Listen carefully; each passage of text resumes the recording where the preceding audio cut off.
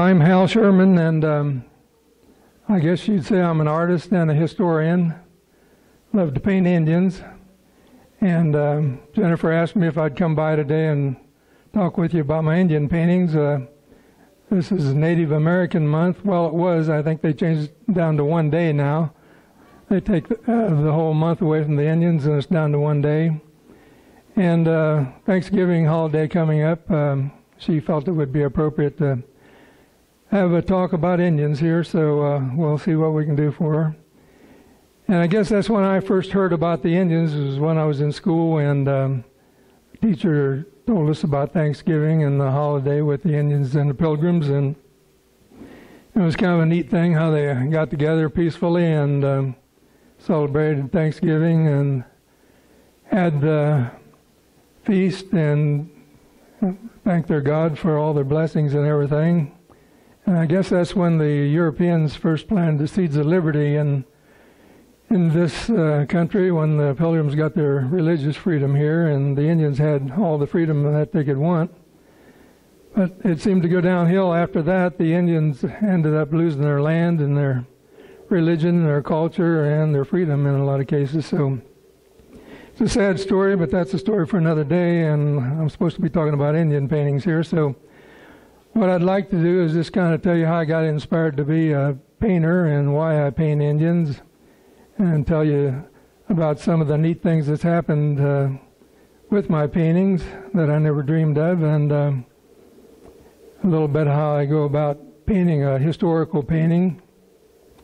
And then Jennifer's agreed to show us a slide presentation of some of my historical paintings, and then I think we have some goodies and sweets back here for anybody that cares to enjoy those, and that's about how we'll go about it. So starting out, when I was a kid, my dad and I were walking across the field one day, and he picks up this stone, and this happens to a lot of kids, I guess, and he said it was an Indian stone, and I didn't even realize what it was until we got home, and I got to looking at it and realized it was an arrowhead. And so the next day I run back out and try to find one myself, and I did, and gee, I was on a mission then. I really got hooked on collecting arrowheads, and this was a lot of fun, and started reading about the Indians and so forth.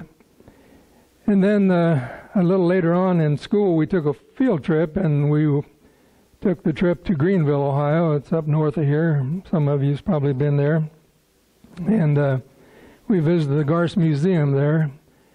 And the teacher knew I liked to draw a lot, so she invited me from the other group of kids that they had there and took me in this one room where the Greenville Treaty painting is located, and she started telling me about the Indian chiefs are on there, Little Turtle and Blue Jacket and Tarhee and Buck and Helios and the Leather Lips and about Anthony Wayne and all the people of history, and it just fascinated me so much I couldn't believe that someone had taken a paintbrush and painted a picture that looked so real. So I was hooked right then, and I said, well, someday I want to do something like that. So I guess that's when I was really inspired to become a painter, and that treaty picture means a lot to me because of that. And then a little later on, one day I was out in the garage, and my mother had an old rolled-up tablecloth, and I realized on the back of it, it had like a canvas backing on it. We were rather poor and couldn't afford an oil painting set or canvas. So I got the idea to take my crayons and draw a few Indian pictures, and started to color one color over the top of the other, and it worked just like an oil painting. And I thought, gee, I'm going to become an artist now. I got my canvas and my paints here, and so I started doing Indian pictures. And one day, the Dayton Daily News had a picture of the Greenville Treaty painting on the front page, and boy, I really had a treasure, I thought. So I wanted a treaty picture so bad, I took a big piece of that tablecloth and drew the picture out and used my crayons, and I made myself a Greenville Treaty painting. And a neighbor came over, he was a carpenter, and he saw it, and he got so excited about it, he built me a frame for it and everything, and he took it up to the restaurant in the little town we lived close by, and everybody was talking about it, so my dad got the idea he was going to take it into Greenville and show it to someone there. he had an attorney that had done some work for him, so he takes it in there, and the attorney said that he really liked it and he wanted to donate something to the city of Greenville for a long time, and this would be great. So he kept my painting and wrote me a little letter thanking me for it, and that was the last I saw it for years. And that was back when they had the building in the center of the circle, if any of you have been to Greenville and remember that. So when they were celebrating their bicentennial year, I was up there working one day, and I had some extra time, and I thought, well, I'll just go over in the new city building and ask somebody whatever happened to the stuff that was in the old building. And I walks in there and told the lady my story, and she got some keys out of her drawer and took me back to the mayor's office and took me in there, and there it was on the wall, and I couldn't hardly believe it. After all those years, it even looked different to me after not seeing it for years. And they had it framed and a glass over it and everything, and she got the mayor on the office and on the phone, and they didn't even know who had done it, so I filled her in and gave her my card and all that stuff. So they were happy to find out who did the artwork there in the mayor's office in Greenville. So if you're ever in the city building, why, walk in. It's done with crayon, and you can see where I stopped around the edge with my crayon and everything. So that was my first big work of art. And then I did save up enough money to get an oil painting set, and I started painting some Indian paintings. And one day my dad met a physician from Fairborn. His name was Dr. Salisbury, and he was starting a museum up in Lockington, Ohio, about the village of Pickawillany, which was a famous place right north of Piqua.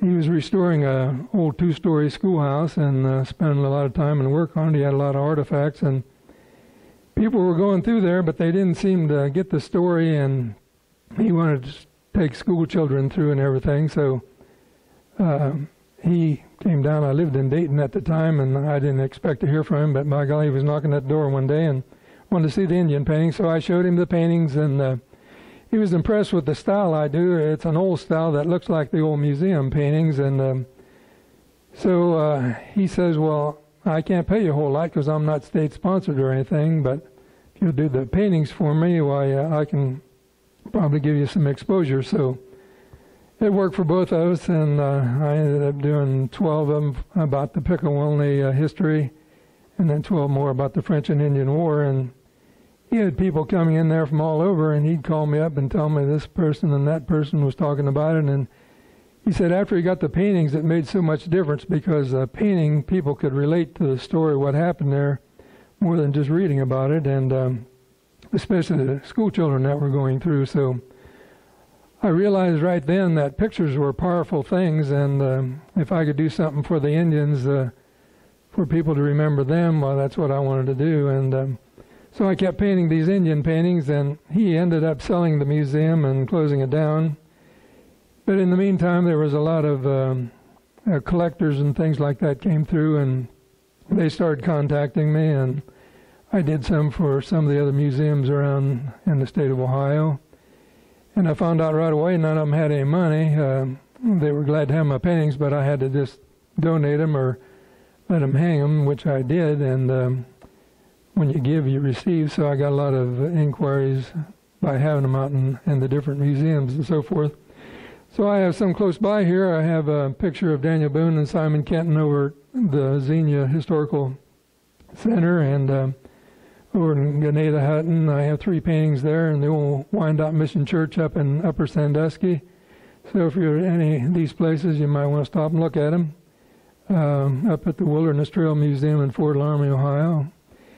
And then the collectors that started getting the word around, they wanted more of them, so I have painted quite a few historical paintings, and I started getting around to different places. And when he had a little festival up there at the museum, there was a lady came by, and she was from Brussels, Belgium, and she decided she wanted a couple paintings. So they were small little ovals like that, and she bought those, and then I was bragging to my family like I was international after that because I had paintings in Brussels, Belgium, and had a lot of fun with that.